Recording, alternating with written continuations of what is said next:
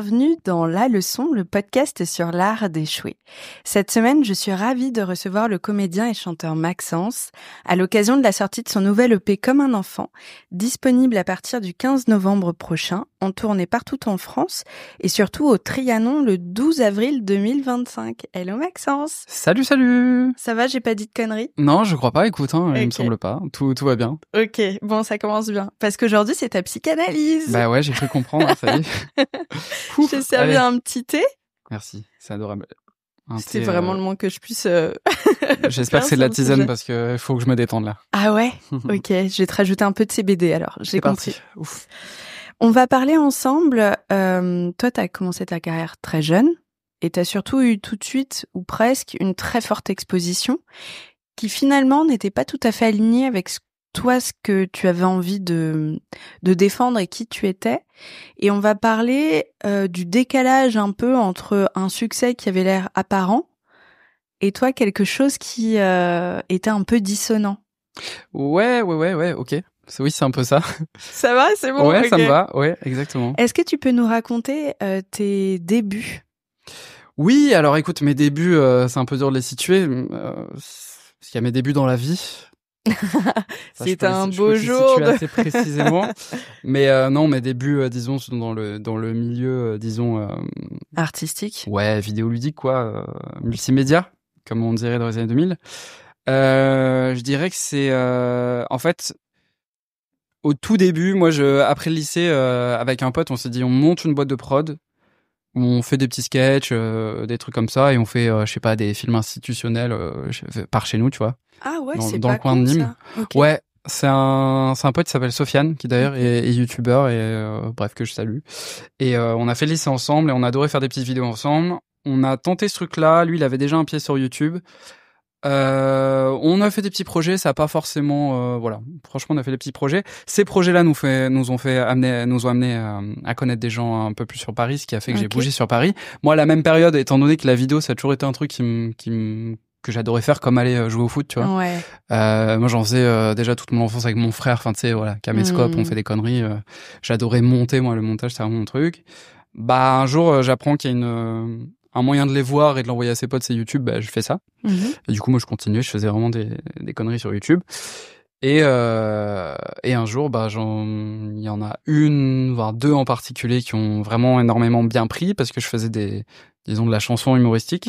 Mais vu qu'à côté, je suis aussi musicien, je me disais, bon, bah, il faut que j'essaie de faire en sorte quand même que ce soit des chansons qu'on a peut-être un peu envie d'écouter, qui sont un peu stylées, quoi. En tout cas, je m'efforçais à le faire. Et disons que ça a bien pris. Et c'est ça qui a un peu tout lancé. Je pense que c'était en 2017. Et je sais pas s'il faut déjà rentrer dans le vif du sujet, mais c'est par ce processus-là aussi que j'ai commencé à retirer petit à petit ce petit masque que je me mettais de ok, je fais des chansons stylées, mais bon, je fais des vannes et je dis des conneries dedans. C'est ce que j'allais dire. C'est moi, en tout cas, je sais que c'est le cas pour moi. L'humour, c'est souvent quelque chose pour se protéger. Et tu vois, je comprends tout à fait ce par quoi t'es passé parce que c'est tellement intime le fait de chanter. C'est vraiment se mettre à poil. J'imagine qu'au départ, tu t'es dit, hey, non mais attends, non mais je rigole. Mais c'est pas vraiment moi, c'est un personnage. Voilà, exactement. Ouais, il y a un peu ce truc-là et parce que bah des textes j'en écrivais depuis, et puis même j'avais un groupe à côté, un groupe de métal. Mais oui, ouais. Qui s'appelle Fiche. C'est exactement. Ça avec un Y. Ouais, Attends, je suis allée sur ta fiche ouais. Wikipédia. Ah, c'est cool. C'est d'ailleurs fou que ce soit référencé parce que c'était vraiment un groupe local, tu vois. Enfin vraiment, on jouait à Nîmes, on jouait dans des bars. Et tu chantais avec le fry. Un peu, j'ai un petit fry, ouais. C'est vrai. Alors ouais, bon, j'ai pas un niveau de dingue, hein, mais oui. Ouais, mais c'est hyper technique. On faisait plus ce qu'on appelait du pop metal. Ok. Donc on essayait parce que même nous on n'écoutait plus tant de métal que ça. Mais c'est quoi, c'est Britney Spears version Death Note? Non. Bordel. Non, c'est plus il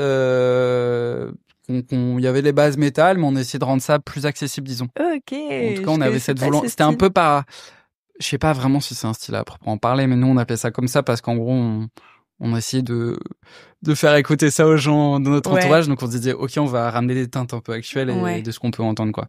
Voilà, nous on appelait ça pop metal, mais c'est pas forcément le cas. Maintenant t'as des groupes superbes, c'est peut-être pas du pop metal, mais genre il y a un groupe en particulier qui s'appelle Electric Callboy Et c'est du métal, mais un peu techno, je dirais. J'ai pas exactement le truc, mais tu vois, c'est des espèces d'hybrides. Ok, je capte. Voilà.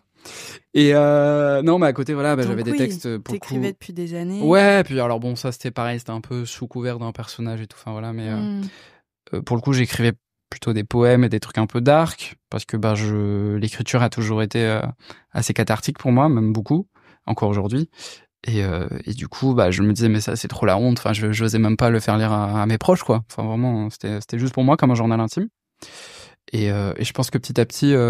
Et donc ce personnage-là. Ouais, puis j'ai semé un peu de. Il y a une chanson en particulier qui s'appelle Dimanche que j'avais postée aussi sur YouTube et qui se voulait marrante, mais je sais que quand je l'écris, je chialais, quoi. Tu vois. Mais du coup, je me suis dit vas-y, je teste. Je fais des vannes dans la chanson, mais en soi, le dimanche, c'est un peu un parallèle. Je dis que c'est le jour de déprime, mais bon, c'est très lié à un état que j'ai pu connaître dans mon esprit. Dans mon mental, un gros blues, une grosse période de mon adolescence.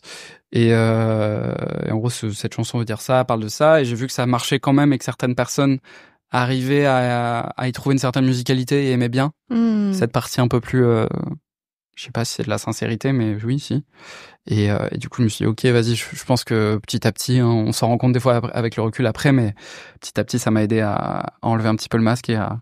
C'est intéressant parce que je suis en train de me dire que cet épisode, en fait, il va devenir comment j'ai enlevé le masque. Ah ouais, c'est un peu ça. Non, c'est vrai, au fil de ta carrière, parce que toi, t'as choisi ce prisme du chant et tu mettais beaucoup d'humour et on le voit. Je pense à Un incroyable talent. Ouais, alors ça, pareil. Faut avoir des balls de malade. Mais ça, dans la continuité, c'est fou aussi. Exactement.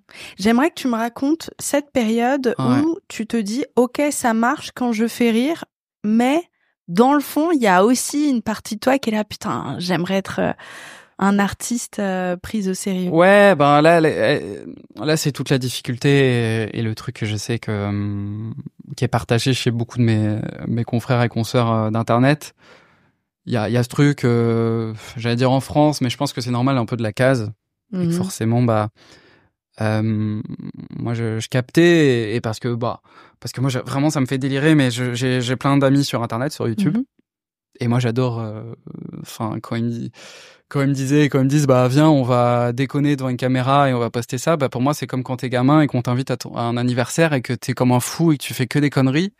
Mais en plus là écoute, c'est dans des cadre fou, des fois avec des productions, enfin dans les studios, on se permet des trucs, des cache-cache dans tout Paris, enfin bref. Mon rêve. Voilà, on fait des trucs dingues, je me dis vas-y go.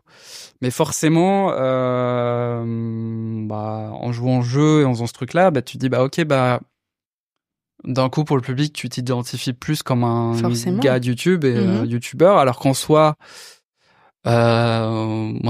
YouTube, ça a toujours été une plateforme d'expression. Je mettais des vidéos, mes chansons, mais parce que je savais pas où les mettre d'autres, tu vois. Mais je me suis jamais dit, tiens, j'ai fait peut-être j'ai fait une ou deux vidéos un peu youtubeur. Et c'était quand, en fait, même je réagissais à des commentaires sur mes chansons. Bon, voilà. Mais c'est vrai qu'en soi, moi, j'avais ce truc de me dire, ok, mais en soi, moi, je suis pas youtubeur, juste je participe à des vidéos. Mais bon, vite, ça s'ancre un peu dans l'inconscient, enfin dans le conscient même, parce que forcément évidemment t'es assimilé à ce truc, et ce qui est pas du tout négligent ou pas du tout négatif, mais c'est vrai qu'au final il s'inscrit quand même une certaine je sais pas, j'ai l'impression dans le milieu comme une illégitimité à faire autre chose. Et c'est vrai que j'ai eu le sentiment que je m'enfermais un peu dans ce truc là, un peu du mec d'internet qui essaie de faire autre chose. Tu devais te sentir de moins en moins aligné avec les projets. J'imagine qu'au départ, moi, on me propose un cache-cache dans tout Paris, laisse tomber le feu, quoi. Ah, mais trop bien. D'ailleurs, si vous faites un laser game dans tout Paris, s'il te plaît, invitez-moi. Ma passion. Mais il y a ce truc-là du génial, on teste plein de choses et tout, et puis au bout d'un moment, parce que c'est pas tout à fait là où on sait qu'on a envie d'être. On commence à regarder autour de soi et se dire mais pourquoi est-ce que les autres ils sont à fond et moi je le suis plus autant. Ouais, il y a un peu ce truc là, et surtout ça fait quand même partie de moi. Moi j'adore aussi faire rire. J'adore m'amuser tout simplement, donc forcément mais même encore aujourd'hui, j'y vais avec J'adore l'humour. Non, c'est un peu ça, mais non, mais j'y vais à cœur joie, tu vois, même encore aujourd'hui, mais c'est vrai que je pense qu'à ce moment-là, je me suis dit OK, là, il faut vraiment que j'arrive à à quand même peut-être tirer un trait ou du moins marquer une rupture et dire ok, maintenant je stoppe un peu tout ça, je freine, je me concentre vers un truc qui m'est plus. C'est pas que c'est pas spontané de faire ces choses-là parce que j'y vais sans filtre et je m'amuse. T'es toi-même et oui. Mais plus plus avec le cœur, en dévoilant ce que je suis, ce que j'ai envie de dévoiler. Et du coup, j'ai ce sentiment que j'ai un peu fait ce choix. Et il y a eu un moment pivot, on en parlait de toi qui courais un peu derrière les stats, ça avait toujours bien marché. Ah ouais, ça aussi, oui. Oui, c'est vrai. Non, mais c'est que forcément, dans mon... j'avais parlé de malheur, mais pas du tout, parce que là...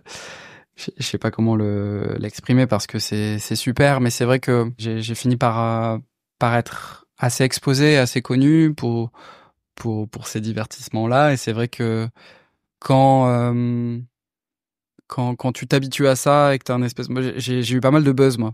Ah ouais? Ouais, j'ai eu des buzz. Bon, j'ai pas su les expliquer, c'est un peu dur c'est spécial à vivre. Ouais. Et depuis tout petit, j'ai ce sentiment et qui est encore là. Je me suis dit, j'ai l'impression que pour me sentir un peu vivant, j'ai besoin d'être apprécié. Ouais. Enfin voilà, je pense que c'est un peu la base de beaucoup de. Tu penses que ça vient d'où, toi, chez toi? Je sais pas du tout. Je t'avoue, je sais pas du tout, mais j'ai des souvenirs très enfouis de moi dans la cour d'école. Ah oui, ouais. Être euphorique parce que j'ai fait rire des copains et de me dire ok, c'est le plus beau sentiment du monde. Je suis aimé, je suis apprécié, ouais. J'ai envie de ça. Je sais pas d'où ça peut venir. Mais... Bah ouais, c'était ta manière à toi de te sentir aimé. Ouais, tout à fait. Et je pense que ces buzz-là, ils m'ont fait ressentir un truc de waouh. Ok, en fait, j'ai juste envie d'être vu et avoir l'appréciation. Et puis tu sais aussi, il y a les hormones qui entrent en jeu, de la sérotonine à mort. Ouais, bah ouais, tout à fait. Mais ça devient, ça rend addict. Ah bah ouais, c'est fou. Ouais. Et je pense qu'après, quand je me suis orienté vers des trucs donc plus personnels, je dirais, qui forcément touchent moins, qui touchent encore, hein, et ça j'en suis honoré, mais forcément ça touche moins de monde et ça atteint moins, et après bah oui, forcément t'as les statistiques qui suivent et tu t'en rends compte, et quand tu t'es habitué à avoir un buzz et à ce que tout tu fasses, à la fois c'était pas facile à vivre, très honnêtement pour moi, parce que je me suis dit ok, du coup les gens ils apprécient quoi en fait, tu vois, est-ce qu'ils m'apprécient moi, est-ce qu'ils apprécient juste une vanne que j'ai faite, du coup ils m'en follow et du coup ils like tout, et du coup c'est voilà, c'est perturbant. Ouais, il y a aussi cette réflexion-là de remise en question aussi de tes succès. Ouais, c'est ça, exactement. Pourquoi les gens ont aimé ça? Est-ce que c'est parce que c'était la mode? Est-ce que c'était parce qu'ils ont sincèrement apprécié? Est-ce que c'est moi qu'ils ont apprécié? Est-ce qu'ils m'apprécient toujours? Est-ce que, bon, au final, je pense j'ai cette chance, et j'espère que c'est pour tout le monde pareil, de peut-être, avec le temps, on a moins besoin de ça. Mais surtout, je pense que ça m'a aidé à comprendre que j'avais pas envie que les gens me voient, et plutôt, qu'ils voient qui je suis. Mais quand qui je suis, j'entends pas juste regardez qui je suis, c'est plus ce que je suis en soi, c'est plus ce que je crée, quoi, parce que je crée les choses parce que c'est ma manière un peu d'affronter la vie, et c'est un peu l'essence de ce que je suis, et je pense que c'est plutôt ça, c'est que je me sens bien quand les gens apprécie ce qui est un bout sincère de moi, quoi. Ce qui est vraiment l'essence des émotions, des sentiments, et dans la vulnérabilité et la fragilité, et ouais, mais c'est et je pense que ça m'a aidé en tout cas à comprendre ça. Ça a pas été forcément facile au tout début, ce revirement mais au moins, même si tu vois, c'est moins exposé. Alors je dis pas du tout que ça l'est pas, et franchement je suis tellement heureux et tellement content de ma vie, de ma carrière à l'instant T. Mais effectivement, cette période transitoire a été un peu compliquée. Elle est encore des fois. Ouais, je comprends. Quand tu repenses, tu dis putain, mais là, je faisais ça. Ouais. Tu sais, mais au moins j'ai l'impression d'être plus raccordé avec ce que je suis, quoi. Et je réalise l'importance. Enfin, je sais pas. J'ai l'impression maintenant de plus faire les choses parce que pour la personne qui, à la fin d'un concert, aura fait la queue il me dira franchement merci parce que ta chanson à tel moment elle m'a fait du bien, ou juste pour cette personne-là, tu vois, même pour une personne. Et je pense que ça m'a rééquilibré vers ça, en tout cas. Ça a l'air de donner beaucoup plus de sens à ce que tu fais aussi. Oui, tout à fait. Ça fait un bien fou parce qu'on se dit qu'on est utile et ça nourrit soi et puis les autres. Et j'imagine aussi ce courage-là que tu as, parce que en vrai, il s'agit d'un courage, parce qu'on pourrait juste se dire, ok, bah je surfe sur un truc qui cartonne, je fais ma moula, je respecte plus vraiment les gens parce que bah dans l'intime, je suis plus du tout alignée avec ce que je fais. Toi, tu t'es dit, ok, bon bah je vais un peu reprendre les bases, quitte à pendant un temps descendre d'un palier entre guillemets dans le succès, mais juste pour être plus alignée avec ce que je fais.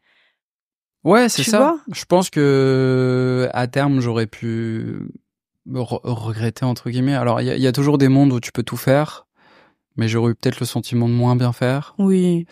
Et en tout cas, moi, c'est vrai que je me sens mieux avec ça. Mais je dis pas que comment dire. Sans cracher, mais bien sûr, de ouf. Sur ce que j'ai pu faire, ce que mes amis font, et enfin voilà, c'est plus moi avec moi-même. C'est vrai que je me disais au bout d'un moment, c'est vrai que ça me ressemble moins de faire ça, et au final, même tu vois, ce truc de casse dont je parlais, ça pareil, c'est un truc que je comprends de plus en plus, enfin, et qui me fait moins mal maintenant aussi. Je pense que j'en ai eu besoin aussi dans mon processus parce que du coup, ça a résulté comment? Ok, je vais faire un album, mais je vais le faire hyper musical, tu vois. Genre, je vais ramener je sais pas combien d'instruments, de trucs. Je veux qu'on se dise, ok, c'est pas juste un mec d'internet qui essaie de faire de la musique. Je veux qu'on se dise, c'est un musicien depuis le début. Tu vois, genre, bon, ça, pareil, je l'ai capté avec le recul.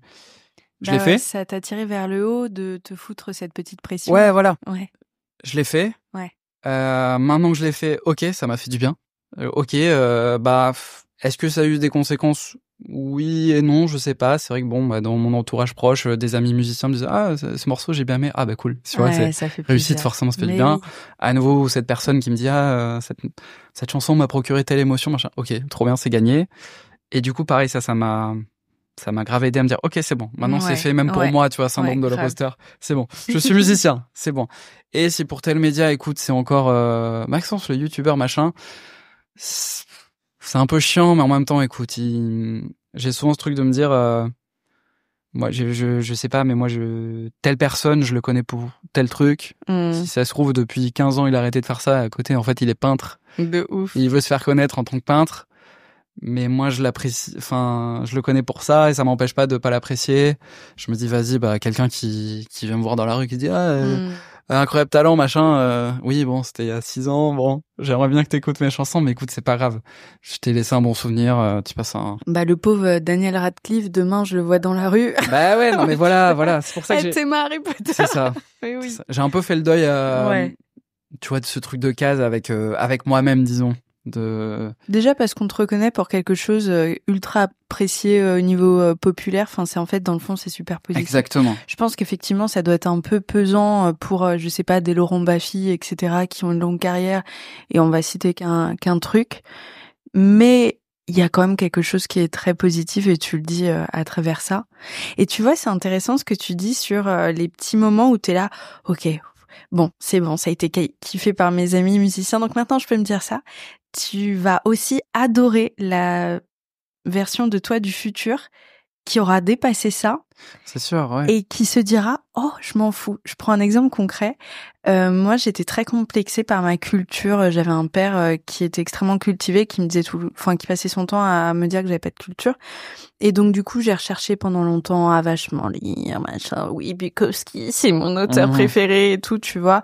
J'ai créé un book club. J'ai fait des conférences à Dauphine, machin. Bon, j'avais besoin de ça pour mon ego, en fait. Et un jour, mec, j'en ai plus rien à foutre. Ah ouais? Je te jure. Sur le lendemain? Quasiment. Tu t'es réveillé et je me suis dit, bon, en fait, dans le fond, moi, ce qui me plaît, c'est de faire rire. Et vraiment, si les gens se disent ça de moi, que je suis un peu sotte ou... Je m'en tape parce qu'il y a un truc en moi qui, ça y est, a été comblé là-dessus. Ah, c'est le kiff. Et ça va t'arriver très, très rapidement, j'imagine. Je pense aussi parce que tu vois, là, typiquement, je disais, cet album-là... je le voulais très musical. Je ne voulais pas m'ouvrir aux autres, mais par choix, tu vois, de... Ah ouais? Ben non, mais pas, je me disais, c'est pas le moment. Okay. Il faut que j'arrive à prouver par moi-même. Et oui.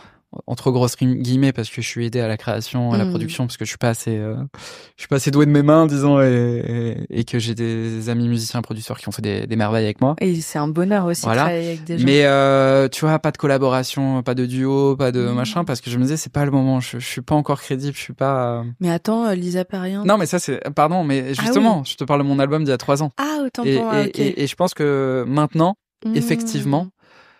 je dis pas que mon dernier EP en est moins musical, mais j'ai moins de pression, j'ai plus de spontanéité, moins de recherche de perfection, de belles sonorités, et puis justement, je pense que je me suis dit, ok, maintenant c'est bon, j'ai eu les 2-3 potes dans mon entourage que je voulais séduire un peu. Bon, le pote Julien Doré. Non, en plus, je trouve que c'est un peu la classe. Non, en plus, ouais, c'est cool. Ah ouais, non, mais là, je suis honoré. Cool. Julien Doré, ça, enfin, comme beaucoup de gens, mais quand j'avais 12 ans, quand j'avais 12 ans, je l'ai découvert. J'étais fan toute mon adolescence et encore maintenant, j'apprécie tellement son travail. Mais non, mais je pensais je parlais plus même de potes, même pas forcément dans le game, hein. Mais au moins, ça m'a permis ok, maintenant je peux m'ouvrir, ça y est, je suis musicien, et effectivement, avec ce recul de se voir en arrière, de se dire, ouais, je m'en fous un peu plus. Pareil, l'EP, tu vois, il y a des morceaux qui partent dans tous les sens, et juste parce que ça a été un besoin, j'agis beaucoup par besoin, en fait. C'était un besoin à un instant T, bah, je l'ai fait, et c'est très fidèle à ce moment-là. Comme une conception, je sais pas, d'une œuvre artistique, quoi. C'est un moment, et j'ai réfléchi plus les trucs comme ça maintenant, et plus spontanément, et je pense que ça m'a aidé au moins à faire ça. Toi, la musique, vraiment, c'est le vecteur chez toi d'aller à la rencontre de toi-même. C'est une question ou c'est une affirmation? C'est un peu les deux, en fait. Oui, parce que j'allais dire... On est d'accord? J'allais te répondre oui. ouais, je pense. C'est hyper intéressant, et c'est très joli, en fait. Ça, et la comédie, mais la comédie, c'est différent parce que, en général, t'es amené à jouer des trucs qui ont été écrits par d'autres gens. Alors là où je m'y retrouve dans ces moments-là, c'est plus le fait de les incarner, d'y mettre ma patte. Mais comédie, scène... il y a un truc plus spirituel presque avec la musique. C'est comme si la comédie, en tout cas, c'est comme ça que je le ressens. La comédie, c'est quelque chose qui est là dans ta vie et tu te dis, mais génial, je vais bouffer les opportunités et tout. Vas-y, je fais ma médium, là. Et la musique, il y a quelque chose de plus spirituel et de plus profond chez toi. Oui, parce que... C'est comme ça que je le vois. Bah, parce que c'est directement plus personnel. Quand je te dis que c'est cathartique, c'est le cas. Quand je te dis que je suis en chiate quand j'écris, moitié de mes morceaux, bon, pas forcément les plus heureux, et encore parce que souvent c'est teinté comme un peu de mélancolie, parce que souvent quand je traite du bonheur, c'est plus soit du bonheur passé ou j'ai envie de vivre. C'est quand je te dis ça, c'est que c'est vrai, c'est que tu vois, il y a une chanson à laquelle je tiens tellement, que j'ai écrit, qui s'appelle Poids lourd. J'allais vraiment très très mal, et je l'ai écrite, et vraiment très sincèrement, je l'ai écrit une nuit, et le lendemain je me suis réveillé, tout s'est envolé, quoi, vraiment. Donc effectivement, ça a ce truc là de plus personnel, plus spirituel. J'ai l'impression aussi que dans mon écriture maintenant, je me cache moins. Pareil, c'est parce qu'il y a eu ce processus de masque, j'ai capté que je l'ai fait aussi sur mon premier EP. J'étais beaucoup dans les images, tu vois, pour pas dire que j'étais déprimé et à tendance suicidaire, j'ai dit que j'étais dans un désert et que j'espérais m'en sortir, tu vois. Maintenant, je le dirais autrement, avec peut-être des mots plus crus, mais parce que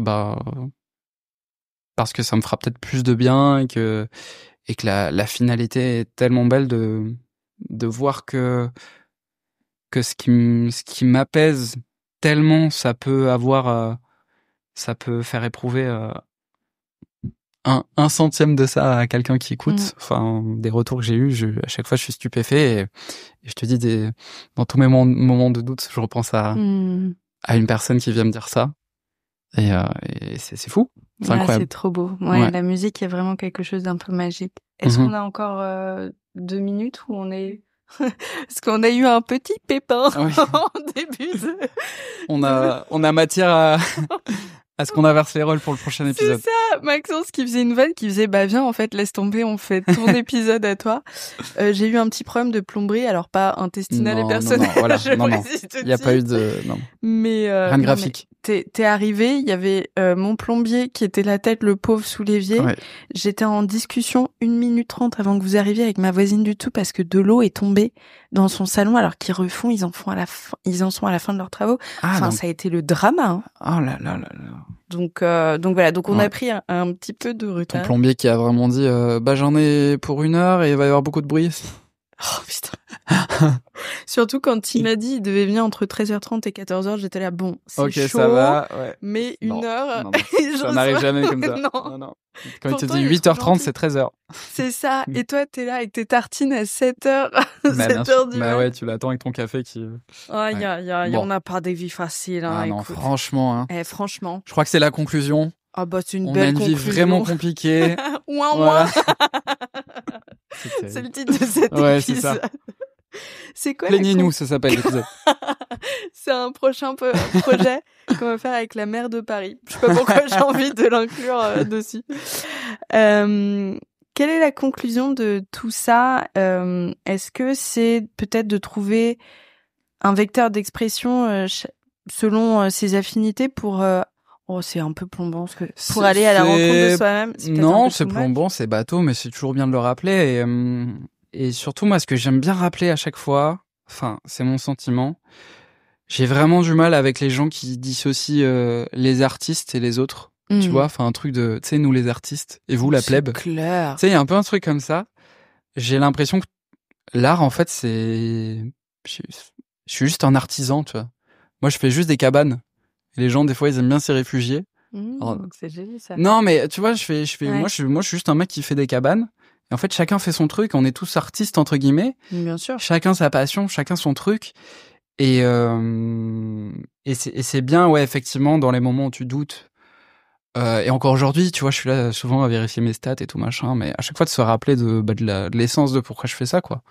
Je fais à mon sens subjectivement le plus beau métier du monde, du coup, qui me donne le sentiment que ce n'est pas un métier.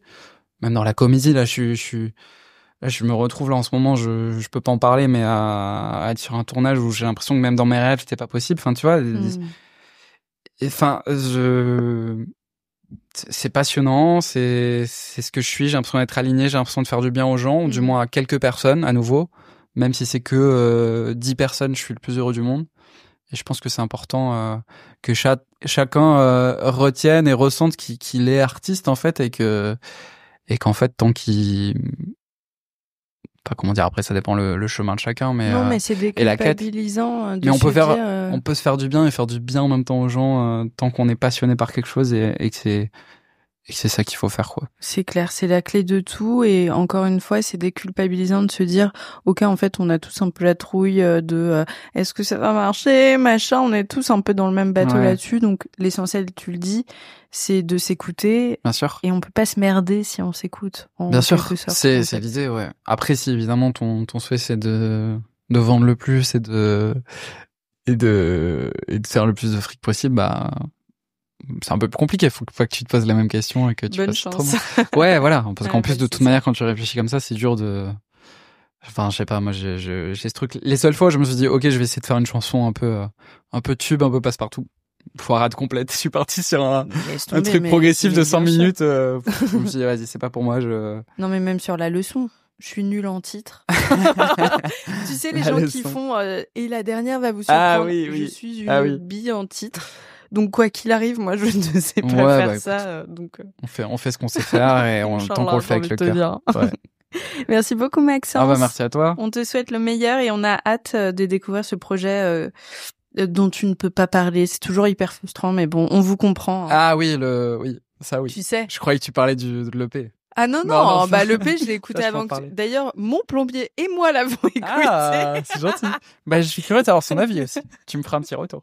Je lui enverrai un petit SMS. Super. J'espère que cet épisode vous a plu.